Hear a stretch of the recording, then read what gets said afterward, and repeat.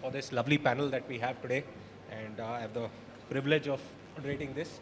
I think we've got an eclectic mix of categories, online and offline, first kind of businesses. So let me shoot this off by really starting to think about what the last 2 years have been like, right? As we spoke about earlier in the day, in Crucible Moment, there has been significant change in how e-commerce and how online footprint of businesses is looked at. So really putting out to say that, how have the last 2 years been, especially from a consumer perspective? Do we see changes? Do we see a completely new consumer? Do we see different buying behavior? How do we see this playing out as we are going? Okay, thank you. So maybe Divyashree, starting with you, right? I mean, since you have a multi-category perspective looking at it, how do you see the business evolve over the last 2 years? So one, I'm not a founder.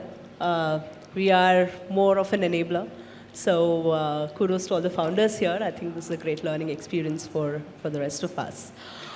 Something that we've observed is that the last 2 years, the pandemic situation sort of became a leveler in terms of digital fluency and digital access to a lot of consumers.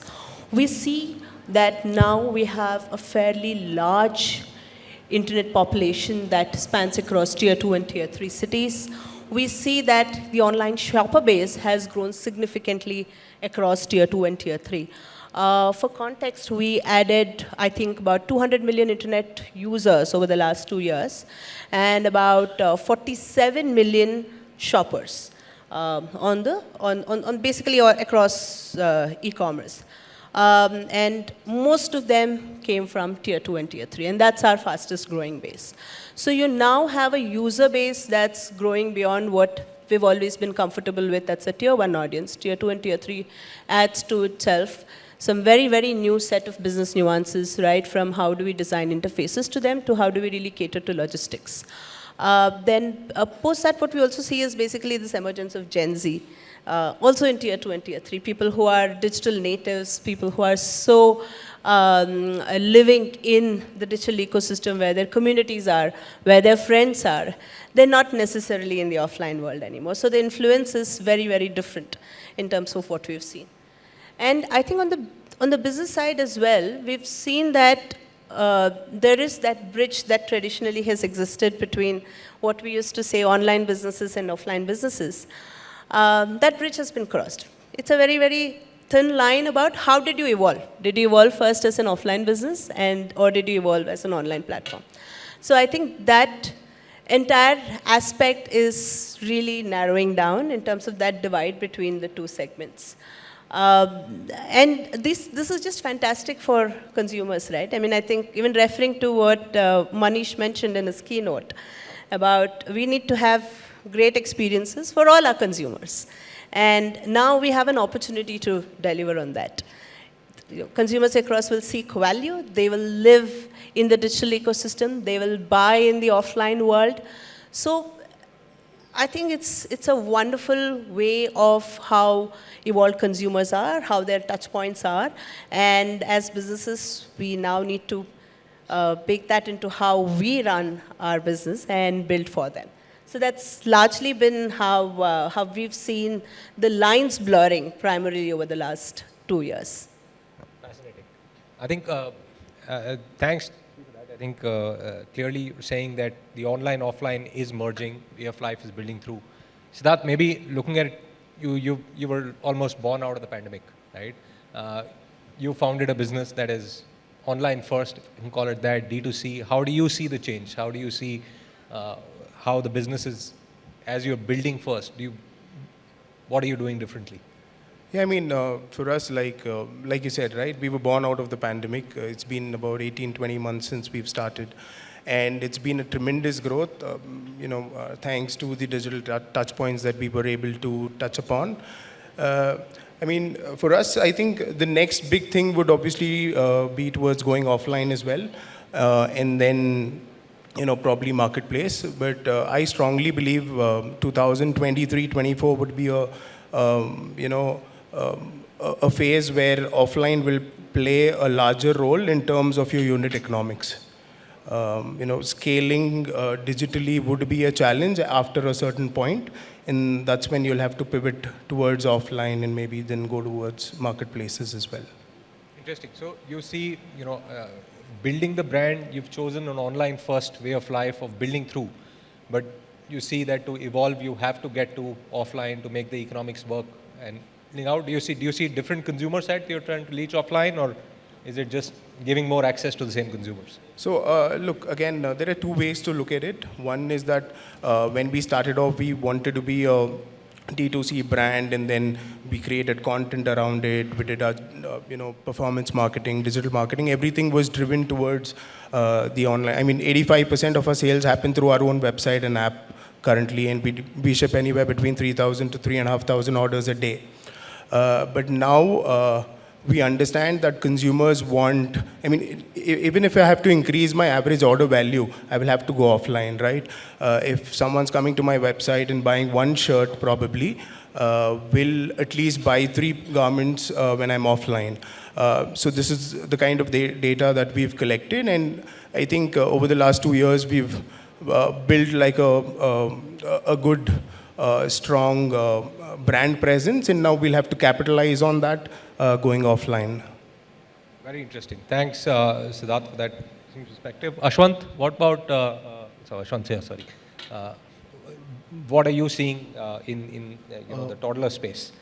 One main thing I would like to emphasize is that, being a D2C brand, online, offline it's no more a choice. I personally feel omni-channel is mandatory to survive and to scale up the brand, because multiple touch points needs to be there, because the approach towards any brand is to be customer first. And what is customer first is that accessibility. That comes in only when you're present in both the channels. Let it be marketplaces, let it be online as well as offline. And in terms of online, one personal thing I would say is that in the last 2 years, what I've seen, we've seen brands scale like at a bigger scale just with performance marketing and raw content. But in the last 2 years, the entire ecosystem in terms of digital marketing has changed. Every 6 months, it's rapidly changing.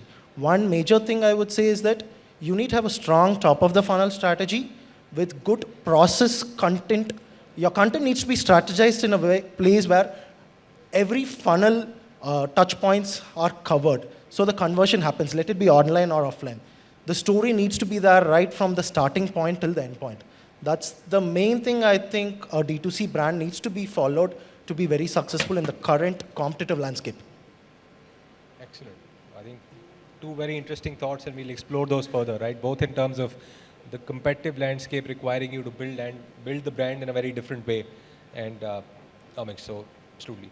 Manohar, would love to get your perspectives.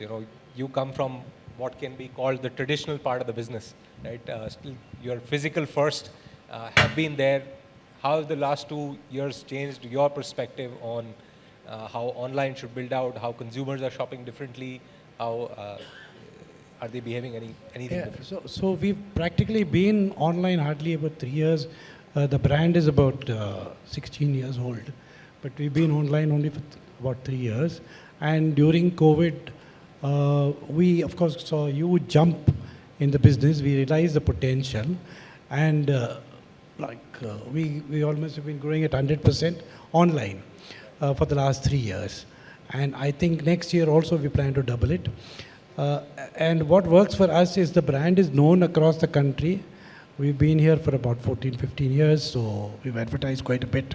So there is a confidence when somebody goes online to buy. I think that's helped us a lot. And what's helped us also is that 40% of my sales are at full price.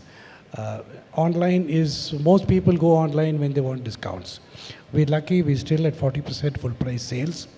And I think for me, it's not just top line. A lot of the brands which are online, they just look at, they want top line, bottom line baad mein dekhenge.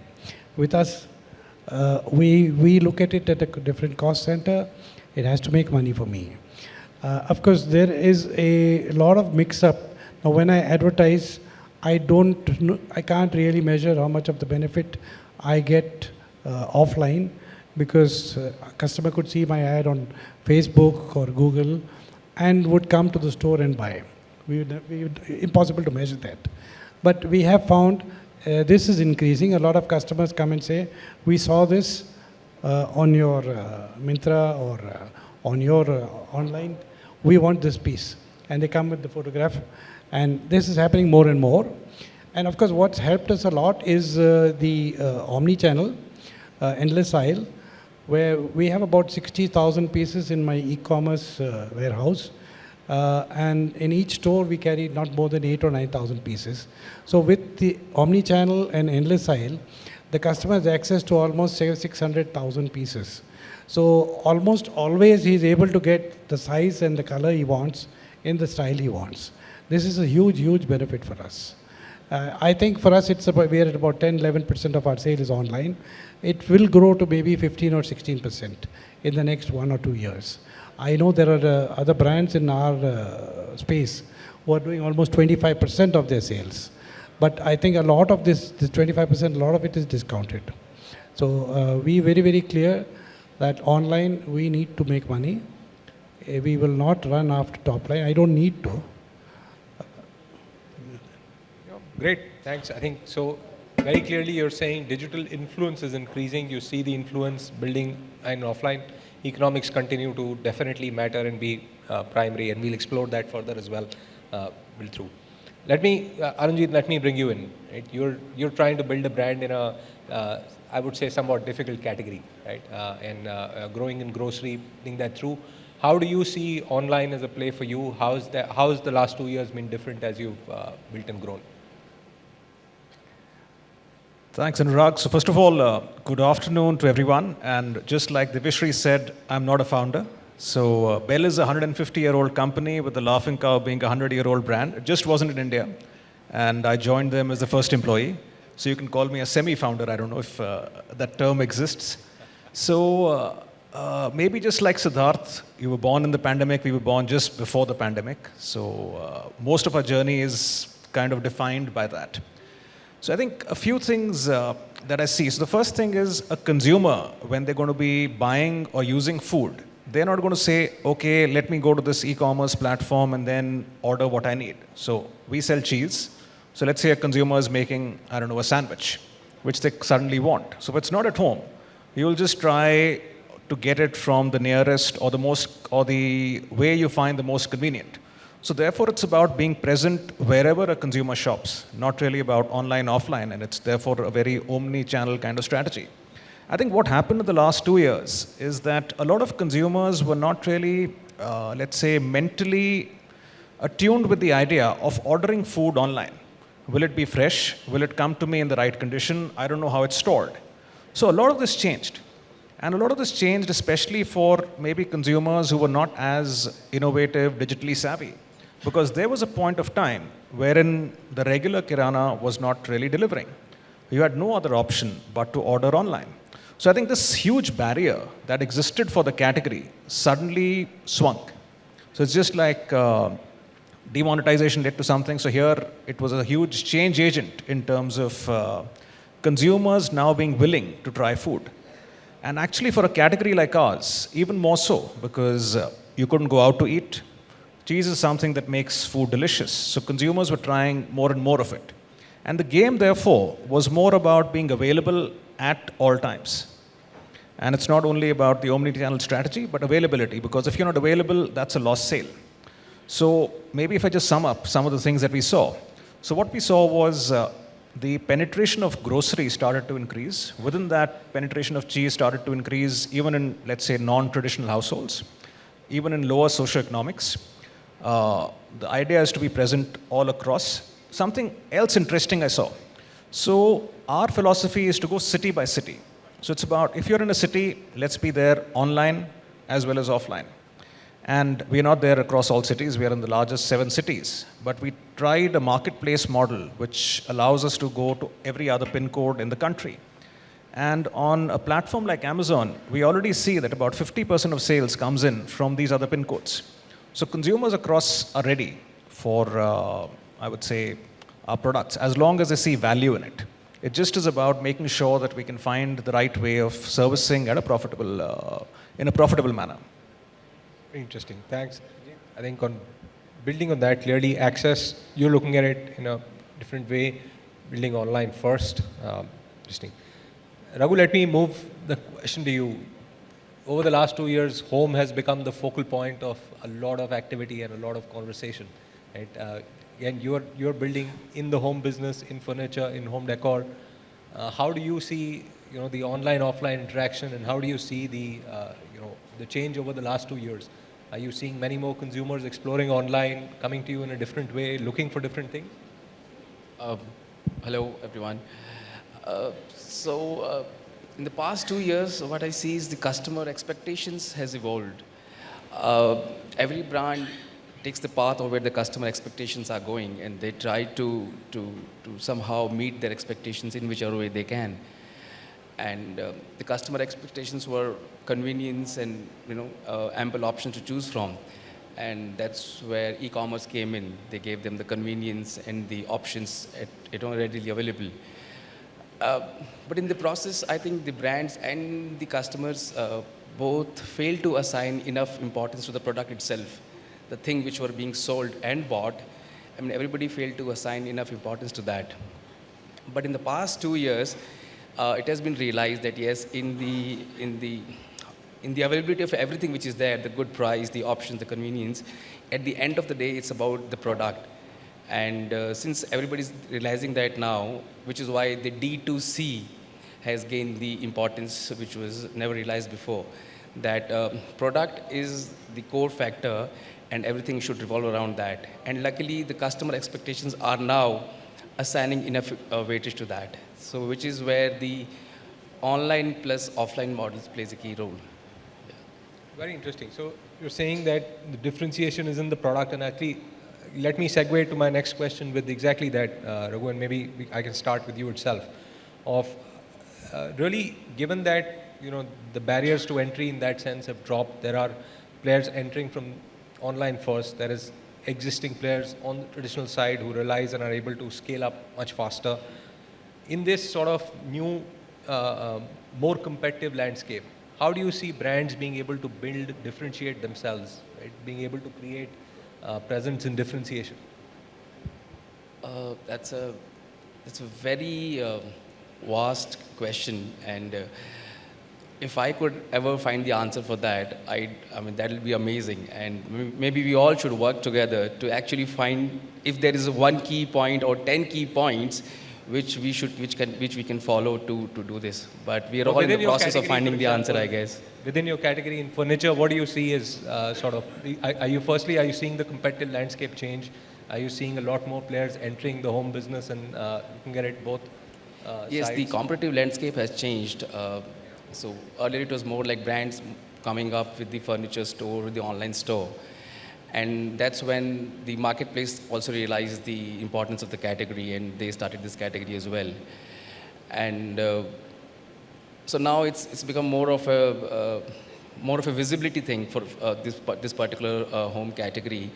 But now the brands have realized that the marketplaces are there for the visibility, but to actually make the customer know about you, know about your products, to make him happy, there has to be a branded option, maybe the website or the offline store.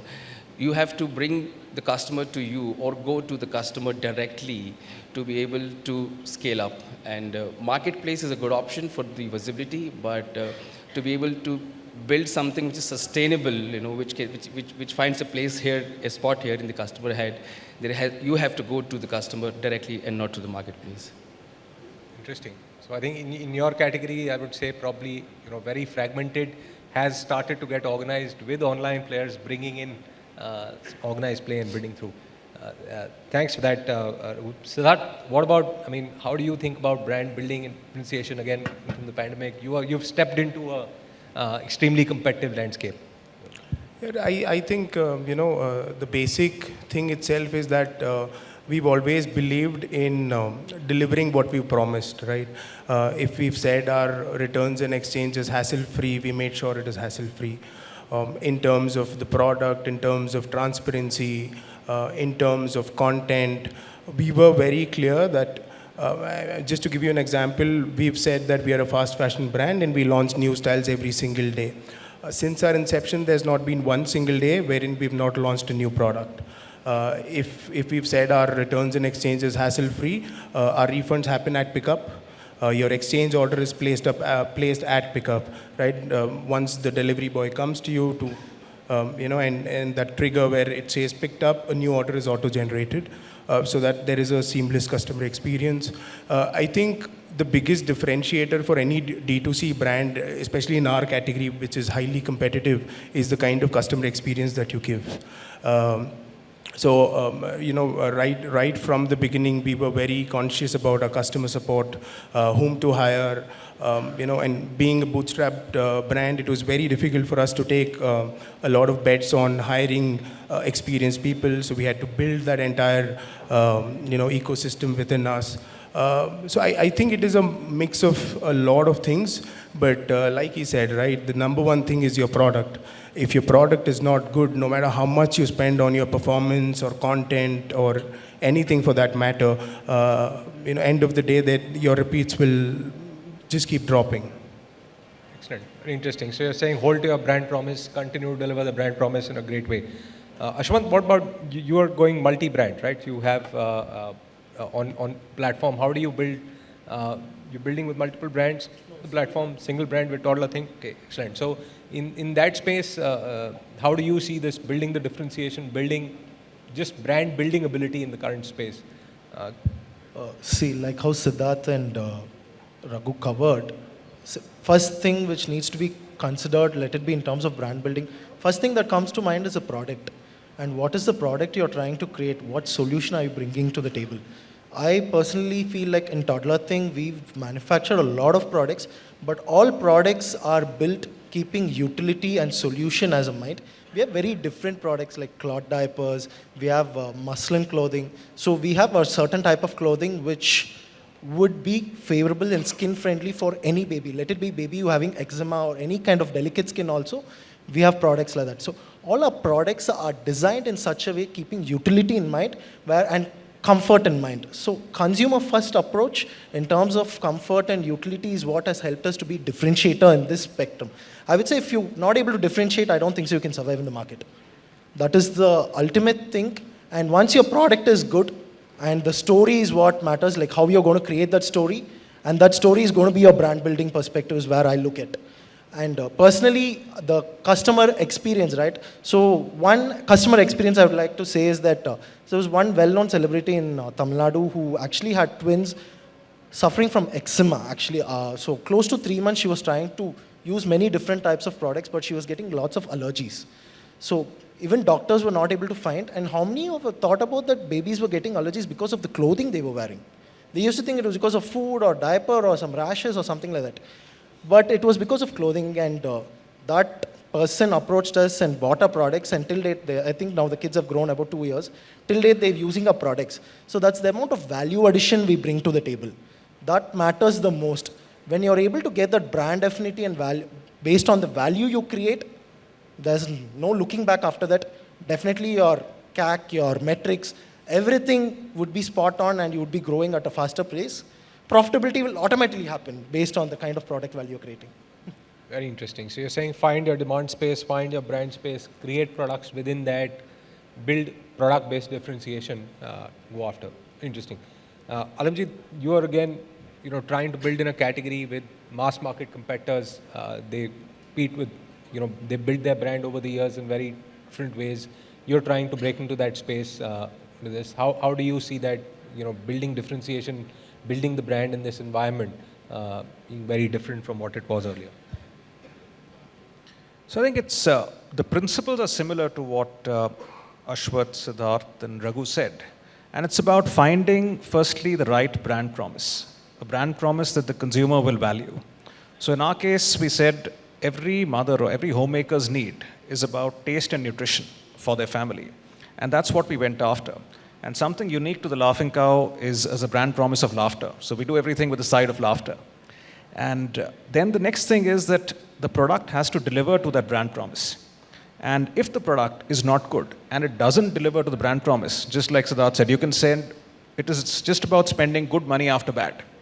So one of the first things we used to do in FMCG was that maybe in terms of food, it's about the right tasting. So if the taste experience or the end product experience is not good, you'll keep getting the trial but not the repeat. So therefore, the right brand promise, something that then lives up as a product to the brand promise. And that's what we try to do and keep consistent across all our products. For example, we have all our products which have the power of, let's say, 5 nutrients. So each of the Laughing Cow packs has that. And that's consistent across. Or it's about the fact that what's the kind of taste experience that we deliver. And that has to be unique across, be it a slice, be it a triangle, etc., etc. The next thing is, it's not just about making the right product. It's about delivering the right experience to a consumer. So how is that product maintained and kept at the store, at traditional trade, at modern trade, through e-com? So it's also about training at times these people, because cheese has to be kept in the fridge. If the cold chain breaks, then what happens?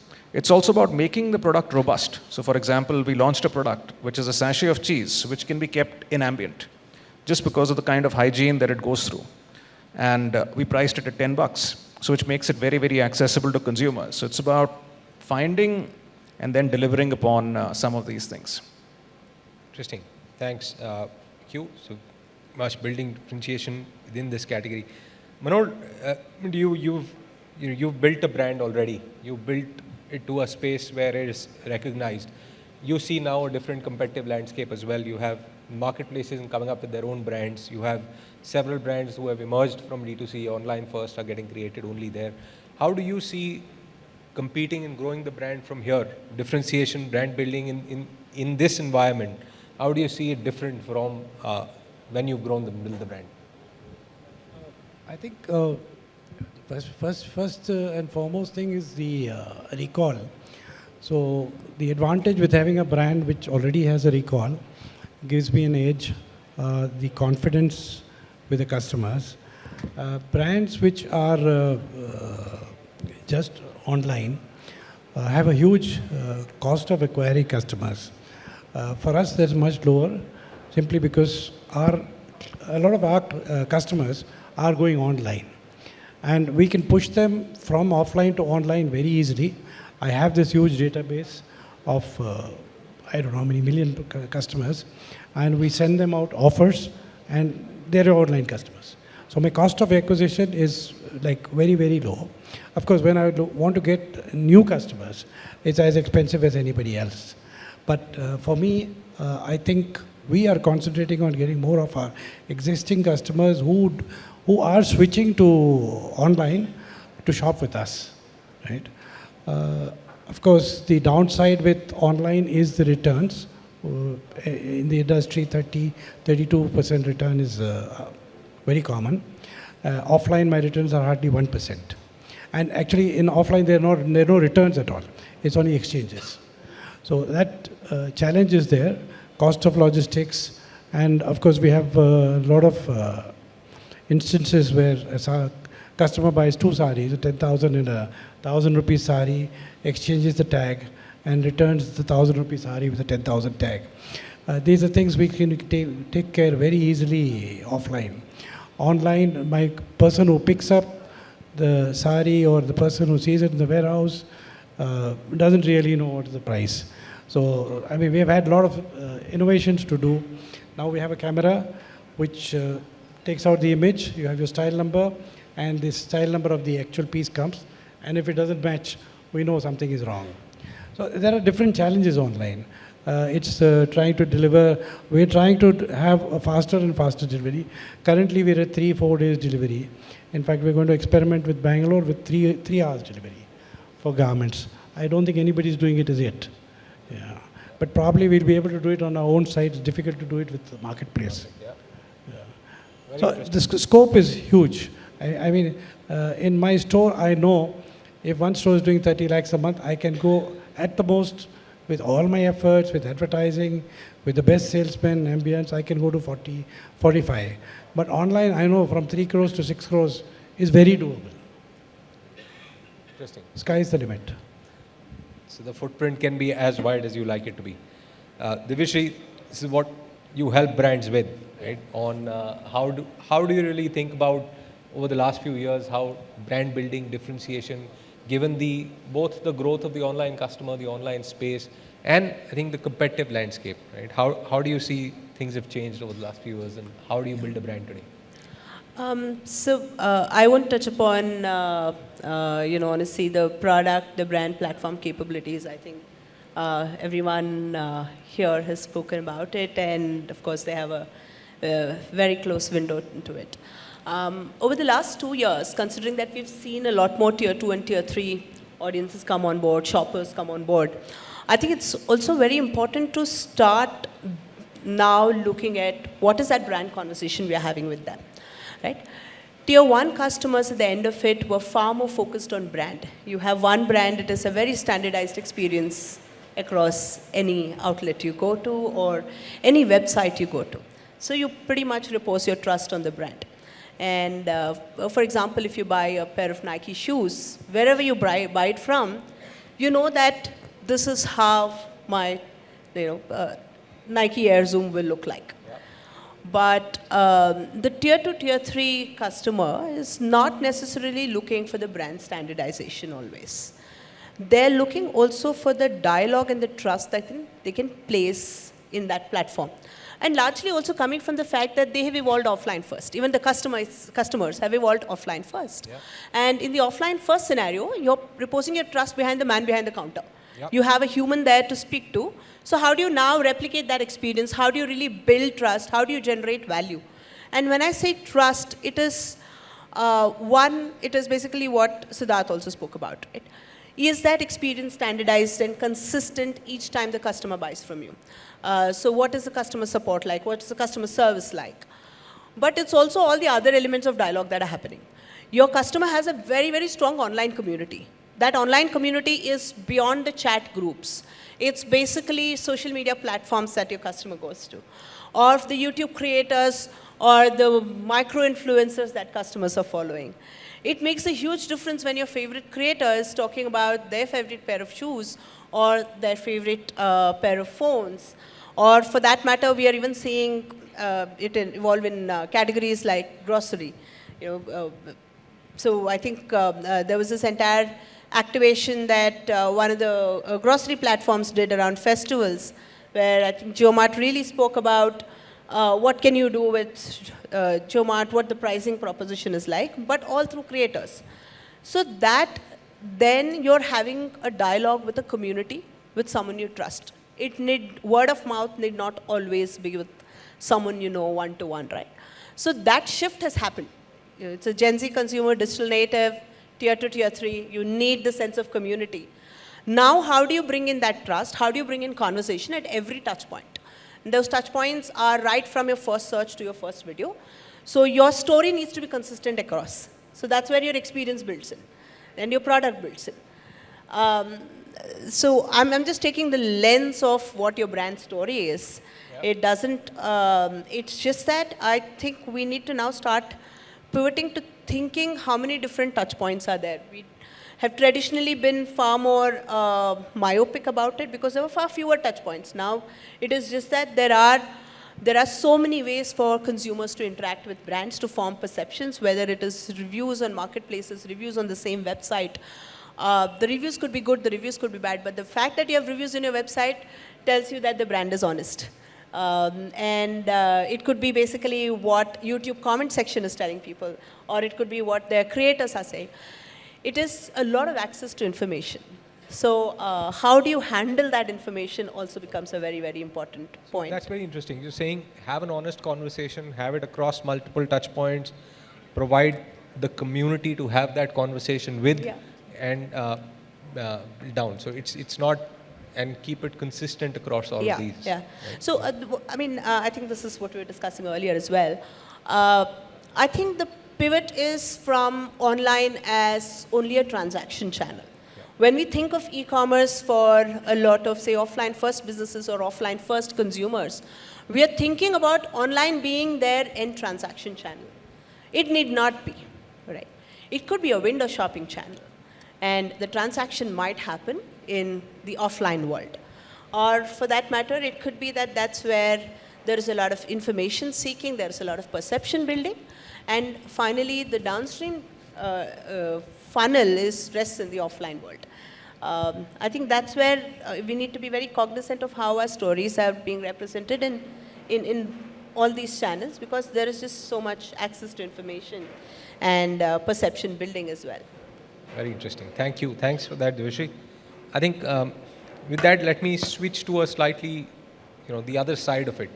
So there is great brand building. There is lots of avenues to spend money, whether it's in building down for transactions, whether it's building down for finding the customers, acquiring customers, building your brand story. But let's talk about economics of the business and how does that, whether it matters, not matters, do you look at it as, and I think it'll probably be in perspective, maybe Nora, if I can start with you. As you look at the economics of the online channel, are you looking at it to be, and you mentioned earlier that standalone profitable is something that desire, you look at it as a separate channel that has to produce its own economics in that standpoint. Are you looking at it beyond just being another channel and building through, and it has to work on its own? Or are you saying, let me grab more and more share, worry about it, or let me get the data and use it elsewhere? So, I mean, what is your perspective on how you just firstly see economics for this business and how it evolves? I mean, does your view differ in any manner when you looked at your business purely offline or when you look at it as a combination? I think as a brand, our growth will always be offline, but we understand that there is a huge, huge market online, and we definitely want to get a bigger chunk of that, but not at the cost of, we're not going to burn money to get that business. And I don't think we don't need to burn money. This is the mindset of some brands that to get to X, Y level, you have to burn money. I don't know whether there's no other option for them, or but for us that there is a huge option because of my offline presence and the brand recall. So definitely we will grow online, and we'll probably from 10-11% now we'll go to 15-16% by next year alone. And we understand there's a huge market, there's money to be made, there are challenges. For me, either it's the cost of running a store, my rentals, my salaries, my electricities, or on my own site, not much of expenses, marketplace, we have to give their commissions to the marketplace and the logistics. So they're more or less the same. So it's only if I'm going to go purely on discounted merchandise online, then it's very difficult to make money. But at full price, I think it's not a challenge at all. It's very easy to make money if you're able to sell at full price. Most brands find that when they try to sell at full price, it's almost impossible to sell. Your costs of customer acquisition is too high, and it's just not workable. But like I said, for us, we have a customer base. So I think this is the only thing which is able to help us to make money on e-commerce also. I don't know how difficult it is for people who are only online, and their model is very different. They will have a higher multiple and then the discount. I'll slightly take a different thought to it. I mean, our overall discount on our platform is at 7%. We're not a discount-oriented brand. From day one, we made sure our pricing is sharp. So we are, perfectly placed between a Max and an H&M, to be precise. And that is the space that we're, that's a gap that we're trying to fill. And to the other part, I would say that, online is towards speed and offline is towards stability. So once you have gained that speed and then you go offline, it gives you the perfect stability, and obviously, profitability is the key. I mean, why would anyone do any business to do a loss? I mean, that's at least not a thing that I've learned. I mean, for me, business was always towards profitability. And touch wood, we've been on a lower EBITDA, but yeah, we are EBITDA positive because we chose to, gauge on the speed for now, and then, go offline and get the perfect stability wherein our EBITDAs and CACs, everything will improvise automatically. What I meant is a lot of brands who are offline, when they look at their online business separately, That online part of the business is their discounted merchandise. So on that, they don't make money. Yeah, absolutely true. Today, if I have to go and scale this model on a marketplace, without discounts, it is impossible. Like she said, right, customers go to a marketplace for discounts and maybe a D2C brand for experience and product, the brand recall, etc. So, I mean, there are different thoughts of school towards this. I strongly believe, like you said, in the Zara kind of a model where, it is more about brand recall. It is more towards being aspirational. I mean, your consumers would come in thinking that, he'll find something new there, something that's worth the price that it is offered. He'll have an amazing offline, online experience. So it is all about, the kind of brand that you want to build. I think So you're saying from the word go, you're building economics into your business model. You're thinking about it. It's not just market share. It's not just about gaining and building towards that. Ashwanth, See, thing is that, both of them are correct in their perspectives, but to put it short in a summary, I would say is that there needs to be a balance. Okay, growth and profitability needs to go hand in hand. You cannot compromise on both. Growth needs to happen. At the same time, you need to be profitable to survive in the market and to be successful as well. The question is, would you compromise growth for profitability or the other way around? I wouldn't compromise on profitability over growth. I would say, as I meant, a balance needs to be there. I would say, okay, there needs to be a way to say that you set a timeline, say 6 months, 12 months down the line, I'm focusing on growth. So let me grow, then stabilize. You stabilize, get your unit economics right, then again look for growth. Growth needs to happen no matter what. At the same time, you have to be profitable in the long run as well. So scaling needs to happen, but not at a faster pace, more at a stabilized, steady manner. And I think personally, the entire e-commerce ecosystem is also falling into place right now. Probably 3 years back, it was only growth. Not anymore, is what I would say. Interesting. So you're saying spurts of growth, spurts of profitability. It has to, yes. See, you can be in a minimal burn rate when you're in a growth phase. So rather than aspiring for a 10x growth, you can look for a 3x, 4x growth, which is definitely possible. You can have a minimal burn rate. Once you get there, that 4x growth, stabilize, then make sure you're profitable, at least get EBITDA positive, around 10, 15%, whatever profitability, KPIs you are looking into, and then again look for growth. That's the way, as a D2C founder, I would look to grow. Very interesting. So 3 different perspectives. Alamjit, I would love to get your view on, being in grocery, you're doing multi-channel. How do you see economics and profitability? So I have a slightly different take from everybody out here on this. I think it's about how you define profitability. So it's not about necessarily the absolute profit or EBIT that you make. Because what's going to happen is that at the growth stage, if you're looking at EBIT alone, then it's going to be very difficult to scale up with a positive EBIT in year 1. I think the key metric to look at here is what I call a variable margin or a marginal contribution. So what's the variable cost of delivering 1 unit to your consumer versus the variable cost that versus the variable revenue that you get in? Is that profitable and is that in line with your long-term benchmark? If that is true, then long-term your business model is correct. So that's what you need to see, which is in terms of saying, okay, as a variable margin, am I making a certain multiple which will enable me to be profitable once I get scale? Now, I think the mistake people do is they look at the absolute loss and say, okay, I got X amount of money and I'm okay, I'm within that X amount of money. But the business model may not be correct, and correcting that business model is going to be very, very difficult if your variable margin is not in line. So what I would suggest is build your variable margin in the right zone. For every category, that's going to be different because food will operate on a very low margin. I think some of the categories all of you work with very high margin. So it's luck. So it's easier for you to be profitable in the long run. And food that way is a little bit tougher. So yeah, look at it. Profitability will come later. Margin's always relative, right? I'm sure they're looking at you saying that we don't make enough. So, Raghu, what about furniture? What's your view? So I think that's a fourth view I have almost of marginal contribution and in building with.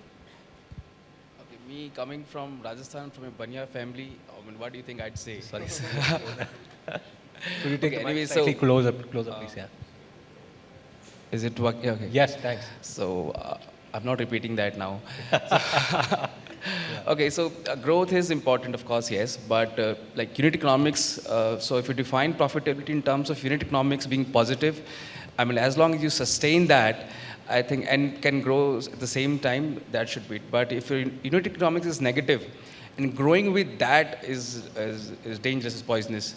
So get the variable margin, and unit economics positive, and grow. Uh, if you can manage to grow faster than the industry, and then 3 years down the line, that's where you can settle down, yes. Very interesting. Got it. So you're saying definitely keep your economics. Burn rate is not about burn rate at variable margin, but burn rate at positive margin. Where you look at multiple brands coming to you with this question, I'm sure of why should we invest if profitability doesn't work? Yeah. Siddharth, you were saying something. I said the only people who are making money right now are, the Googles and Facebooks. So. Well, I would like to say because we help you continue to be profitable with your marketing investments. Yeah, but it's very expensive to do that. Yeah, so I think broadly, it's now the conversations have accelerated, but it's not been an unbound growth conversation for a very long time. I think we tend to focus on the current and think that profitability is a current conversation. It's not been. From our perspective, we tend to cater to what the market wants, what the advertisers are asking for of us, what are the acquisition channels and targets they're looking at. And the way our product mix itself has largely been about looking at profitability and being able to even prove that incrementality for a very long time now. So, of course, the cost of funds has gone up. There are inflationary pressures. There's no going away from that. Having said that, I think everything sort of builds on the fact that is your investment being able to generate incremental value in terms of whether it's customer lifetime value, or are you able to really build incrementality on your acquisition costs as well by channel. So that goes back to what even Manohar was talking about, right? About how he looks at his offline and online mix. I would probably bet my bottom dollar that it's not now that we're having these conversations. It's just that we're having these conversations more loudly now. It's been a long time coming, and we've been talking about profitability for a really long time. It's just that I think we're far more focused on it. And everything comes down to customer acquisition costs and how much value you're deriving out of that customer. So what is that LTV? So everything else builds on top of that. Interesting. So one, you're saying it's okay to have the conversation now. And two, you're saying that it is still I'm about... saying that we've been having these conversations for a longer time. Yeah, than, absolutely. It's just what okay most to have it in the people open now. would think.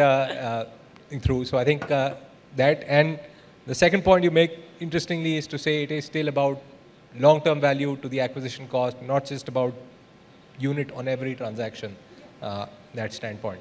So I think very interesting, folks. Yes, please. I think I see another twist to this, which is led actually sometimes by the VCs, because sometimes it becomes a race on who will outlast the other. And that becomes this case of actually prioritizing completely the growth of a profit. But as time goes by, that's going to keep reducing. But I think e-com actually, it's a fantastic way of being more profitable than the brick and mortar or the other model. Because you can always choose, okay, what can I service, how? And make sure that you run it. Again, discounts, no discounts, all of this is a different question. And you can always figure it in terms of what's my cost of acquisition if I give a discount versus not giving a discount, etc. But e-com can be profitable. Just to give an example, I think it's the most accretive channel for us.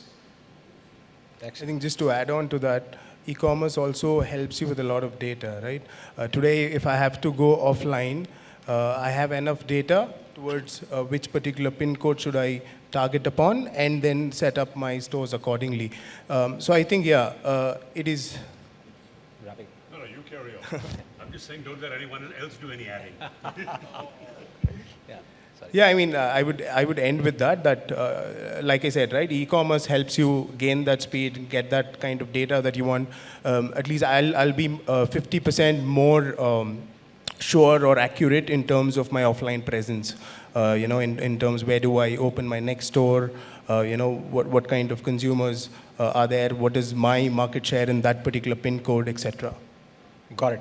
Fantastic. Thanks, Siddharth and Sanish, for that reminder. So, in the interest of time, I think wrap it here. But I think listening, and as I can say, as a strategist, the brand building, the differentiation, the thinking through, all of this is actually how you think about economics, and therefore you invest in different places, and that is where your strategies differ from each other, right? So, thank you very much for this enriching debate. We shall hope to continue it offline. Thank you.